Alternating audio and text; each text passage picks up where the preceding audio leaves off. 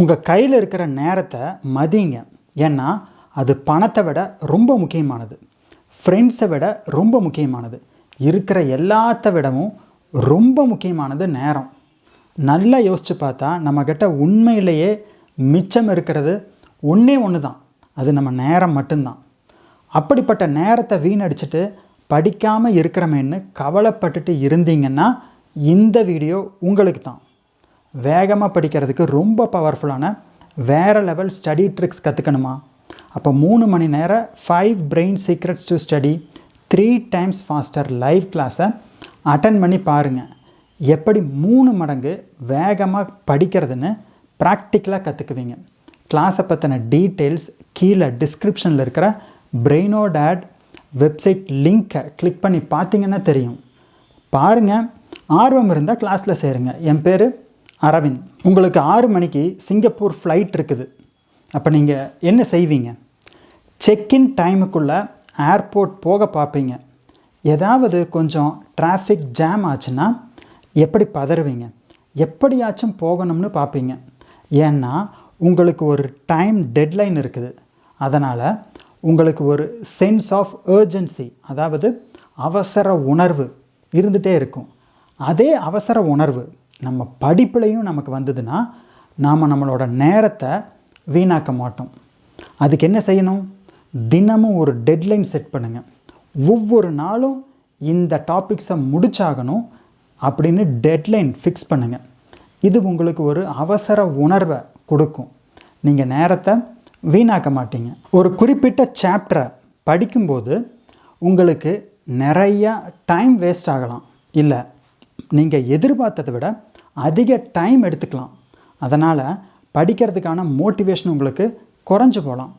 இதுக்கு ஒரு முக்கிய காரணம் உங்களுக்கு ஸ்டடி ஸ்கில்ஸை பற்றி டீட்டெயில்ஸ் தெரியாமல் கூட இருக்கலாம். ஸ்டடி ஸ்கில்ஸ்னால் என்ன?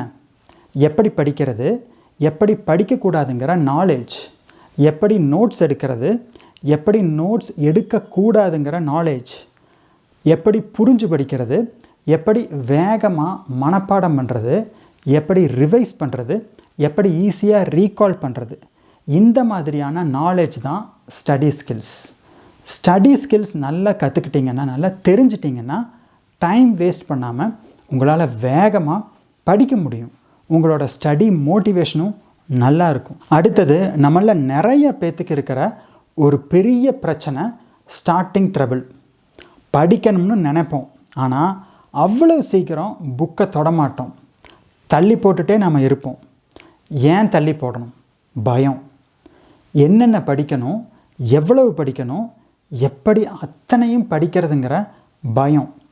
இந்த பயம் தயக்கமாக மாறுது.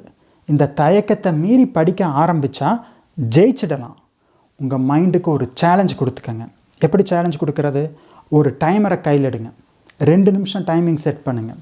செட் பண்ணிவிட்டு அந்த 2 நிமிஷத்துக்கு அப்புறம் பெல் அடிக்கும்போது புக்கை கையில் எடுத்துடுவேன்னு சொல்லுங்கள். இதை ஒரு சேலஞ்சாக மைண்டுக்கு தரும்போது உங்கள் மைண்ட் அதை கேட்டுக்கும். புக்கை கையில் எடுத்துடுவீங்க, படிக்க ஆரம்பிச்சிடுவீங்க. பெரிய தலைவர்களை, பெரிய சாதனை செஞ்சவங்களை பாருங்கள். லீவே எடுக்காமல் வேலை செய்வாங்க. அவங்க மூஞ்சியில் சோர்வை பார்க்கவே முடியாது. காரணம் அவங்களோட கோல்ஸ். அவங்க என்ன சாதிக்கணும்னு நினைக்கிறாங்களோ அது அவங்க கண்ணு முன்னாடி பெருசாக நிற்கிது. அந்த கோல் அவங்கள விட அவங்களுக்கு பெருசாக தெரியுது. அதனால் அவங்க சோர்வாகிறதில்ல, டைமை வீணாக்காமல் உழைச்சிட்டே இருக்கிறாங்க. அப்போ உங்களுக்கும் ஒரு பெரிய கோல் இருந்ததுன்னா நீங்கள் டைமை வீணாக்க மாட்டீங்க. அதனால் இந்த வீடியோவை பார்த்துட்டு உடனே போய் உங்களோட கோல் என்னன்னு பெருசாக எழுதுங்க. அதை பார்க்கும்போதும் படிக்கும்போதும் உங்களுக்கு மோட்டிவேஷன் வரும். நீங்கள் டைம் வேஸ்ட் பண்ணாமல் ஆக்ஷன் எடுப்பீங்க, படிப்பீங்க. பொதுவாக நமக்கு 2 விதமான சப்ஜெக்ட்ஸ் இருக்கும். பிடிக்கிற சப்ஜெக்ட்ஸ், பிடிக்காத சப்ஜெக்ட்ஸ். பிடிக்கிற சப்ஜெக்ட்ஸ் எதனால் நமக்கு பிடிக்குது? அதே நேரத்தில் பிடிக்காத சப்ஜெக்ட்ஸ் பிடிக்காமல் போகிறதுக்கு என்ன காரணம்? ஒரு பேப்பர் எடுத்து எழுதுங்க. இது ஒரு இன்ட்ரெஸ்டிங்கான எக்ஸசைஸ். அப்போ பிடிக்கிற சப்ஜெக்ட் எப்படி உங்களை மோட்டிவேட் பண்ணுதுன்னு உங்களுக்கு நல்லா புரியும். பிடிக்காத சப்ஜெக்ட்ஸ் எப்படியெல்லாம் உங்களை பயமுறுத்துதுன்னு உங்களுக்கு தெளிவாக தெரியும். பிடிக்காத சப்ஜெக்ட்ஸால் மார்க் குறையுது, இல்லை சரியாக புரிய மாட்டேங்குது, இல்லை படிக்கிறதுக்கு நேரம் இல்லை, இப்படி ஏதாவது காரணம் நமக்கு தெரிய வரும்போது எப்படி அதை மாற்றுறதுன்னு உங்களுக்கு கொஞ்சம் கொஞ்சமாக புரிய ஆரம்பிக்கும். இப்போது உங்களுக்கு என்னென்ன செஞ்சால் பிடிக்காத சப்ஜெக்ட்ஸில் இருக்கிற பயத்தை மாற்றலாம்னு உங்களுக்கு தெளிவாக புரியும். இதை செஞ்சு பாருங்கள். டைம் வேஸ்ட் ஆகிறத பற்றி நீங்கள் கவலையே பட மாட்டீங்க. இந்த வீடியோ உங்களுக்கு பிடிச்சிருந்தால் லைக் பண்ணுங்கள். இதை பற்றி தெரியாத உங்கள் ஃப்ரெண்ட்ஸ்கிட்ட ஷேர் பண்ணுங்கள். சேனலுக்கு புதுசுனா சப்ஸ்கிரைப் பண்ணி பெல் நோட்டிஃபிகேஷனை கிளிக் பண்ணுங்கள்.